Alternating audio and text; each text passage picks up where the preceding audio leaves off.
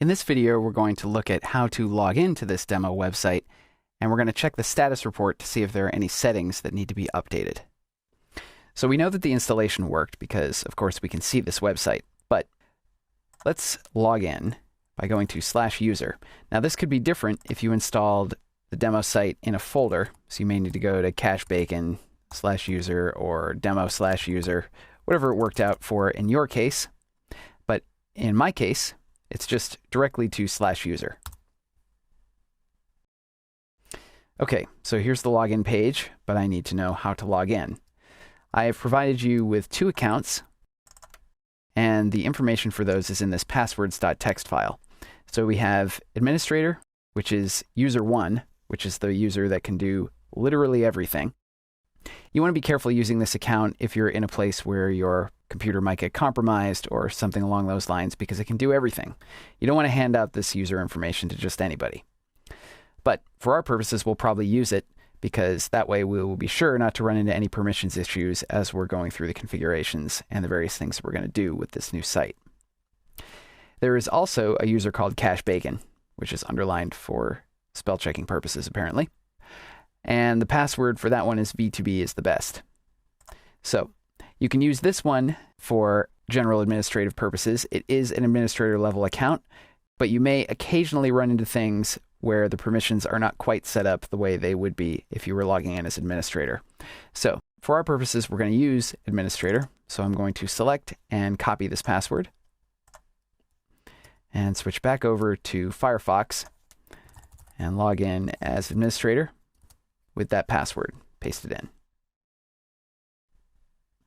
Okay, here we are. You can see we're logged in and we have the administrative menu, which comes from the admin menu contributed module. Very handy. The first thing I recommend you do is take a look at the status report, which you can find under reports up here. So looking over this, everything looks pretty good.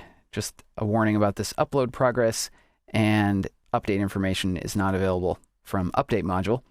But the one thing that I imagine you might run into on your system, depending on how it's configured, is file system. So if you see a warning here, you may need to go and visit the file system settings, which you can find under Configuration, Media, File System. And you may need to change these settings to suit whatever your hosting setup is. So just be on the lookout for that or any other issues that may come up in the status report when you first log in.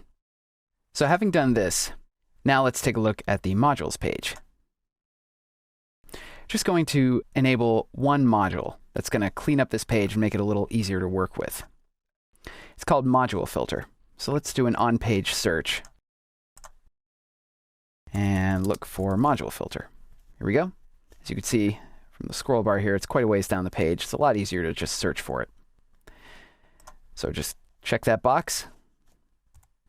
Go down to the bottom of the page and save it. There we go. So now that this is enabled, we have a whole different way of looking at our modules. We have the packages over here on the left. And you can see that if I click any of these, I get a much shorter, much more manageable list of the modules in that package. If I switch to the All view, I can also uncheck these various boxes to see just what's enabled, just what's disabled, or any combination. I can also, with all these boxes checked, use this filter list search field to filter this list by the name of any module. So if I want to see chaos tools, for example, I can just put in chaos and I get these. And clearing that out, I get everything again. So as you can see, Module Filter is a very nice way to work with your modules page if you're going to be enabling and disabling modules using the Drupal user interface instead of Drush. So now we've logged into the website, we've checked it out on the status report to make sure everything's okay, and we've enabled Module Filter.